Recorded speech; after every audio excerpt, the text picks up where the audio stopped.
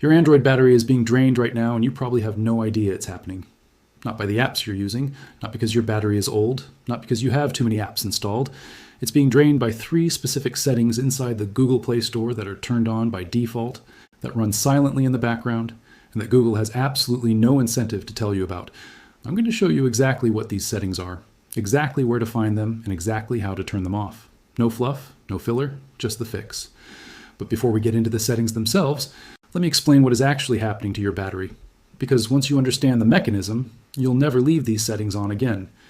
Here's what most people think causes battery drain. Too many apps open, screen brightness too high, old battery that needs replacing, maybe a specific app running in the background.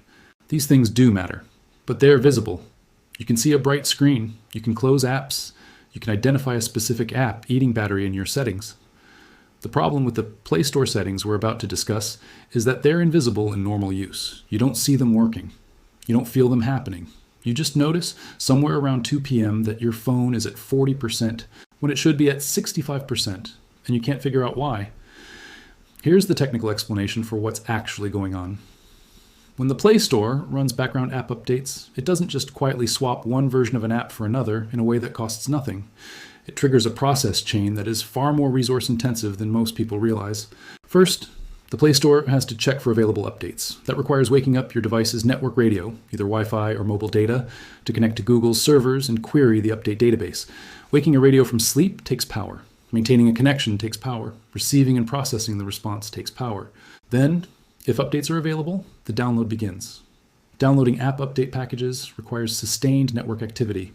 App update files can range from a few megabytes to several hundred megabytes depending on the app. Each megabyte downloaded is your battery spending energy to power the radio and the processor handling the data. Then comes the installation. Installing an update requires your processor to decompress the update package, verify its integrity, write new files to storage, and complete the installation sequence. During this process, CPU utilization can spike to 100%. Your processor running at full load generates heat. Heat is wasted energy. Wasted energy is your battery draining faster. And here's the part that makes this especially problematic. All of this can happen at any time. Middle of the night when you're charging, sometimes, but also at 11 a.m. when you're on a video call and your phone is already working hard. At 3 p.m. when you're navigating somewhere and your battery is already under pressure. The Play Store's automatic update system runs on Google's schedule, not yours. You're paying a battery tax every time this happens. And you never consented to it. Let's fix it. Setting number 1, auto update apps. This is the biggest battery killer of the 3, and it's the one that most people have never consciously touched because it comes pre-enabled when you set up your phone. Here's how to find it and turn it off. Open the Google Play Store. Tap your profile picture in the top right corner of the screen. From the menu that appears, tap Settings. Then tap Network Preferences. You'll see an option called Auto Update Apps. Tap that option. You'll see 3 choices. Over any network, which updates using both Wi-Fi and mobile data. Over Wi-Fi only, which restricts updates to Wi-Fi connections but still runs automatically. And Don't Auto Update Apps, which puts you in control. Select Don't Auto Update Apps. Now, before you worry that you're going to miss important updates, let me address that directly. Nothing bad happens when you select this option. Your apps don't stop working. They don't become insecure. They don't break. What changes is that updates now happen when you choose to run them rather than when the Play Store chooses to run them. You can open the Play Store whenever you're plugged in and on Wi-Fi, tap your profile, tap Manage Apps and Device, and update everything manually. It takes 30 seconds and costs you nothing in battery because your phone is plugged in. You get all the updates. You keep all the functionality. You stop the invisible background battery drain. The difference in daily battery life from this single change alone can be significant. Users who make this switch frequently report their phone running noticeably cooler through the day and ending the day with meaningfully higher battery percentages. The exact improvement varies depending on how many apps you have installed and how frequently they were being updated automatically, but the direction is always the same. Less background processing, less heat, more battery. Setting number 2, autoplay videos. Still inside the Play Store settings, go back to the main settings screen after adjusting the auto update option. Look for the section called General. Inside General, you'll find a setting called Autoplay Videos. The setting controls whether the Play Store automatically plays video previews when you're browsing the App Store. You know those little preview clips that start playing when you hover over an app or game listing? That's this setting. Here's why it matters for battery. Video playback is one of the most power-intensive tasks a smartphone performs. Decoding video requires sustained GPU and CPU activity. Streaming that video requires active network connection.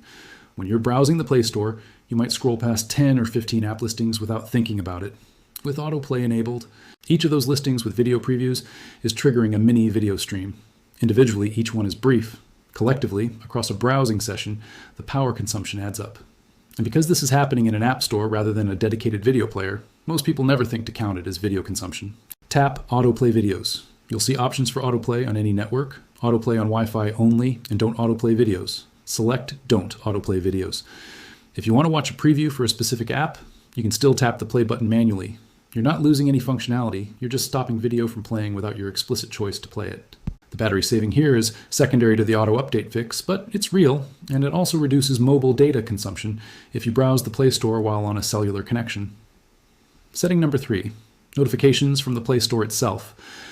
This one is slightly different in nature from the first two, but it contributes to background activity in a way that's worth addressing. Still in Play Store settings, look for the notifications section. Tap it. You'll see a list of different notification categories that the Play Store uses to send you alerts. These include things like updates available, installs, complete, security alerts, promotions, offers, and recommendations. Here's the battery mechanism for notifications specifically. Each notification that arrives on your phone requires a push notification service to maintain an active connection between your device and Google's servers. That connection has to be maintained continuously for notifications to be delivered promptly. The connection itself consumes a small but consistent amount of power. More significantly, each notification that arrives wakes your device's processor and screen if they were in a low power state. The wake-up event itself costs power. If the Play Store is sending you multiple notifications throughout the day, that's multiple unnecessary processor wake events. Go through the notification categories and disable the ones that aren't serving you. The categories worth keeping active are security alerts, specifically anything related to Play Protect, because those notifications represent genuine security information you want to receive. The categories worth disabling are promotional notifications, offer alerts, recommendation alerts, and general update available notifications. These exist to drive engagement with the Play Store and to encourage app purchases and installs. They don't serve your battery or your productivity. Tap through each category you want to disable and toggle it off. Now, there's a question I want to address directly because it comes up every time someone talks about reducing Play Store activity. Does turning these settings off compromise your security? The answer is no, and here's why. Google Play Protect is the security layer that scans your apps for malware, checks installed apps for harmful behavior, and alerts you to genuine security threats. Play Protect operates separately from the automatic update and notification systems we've been discussing. Turning off auto updates doesn't disable Play Protect. Turning off promotional notifications doesn't disable Play Protect. Choosing not to autoplay videos doesn't disable Play Protect.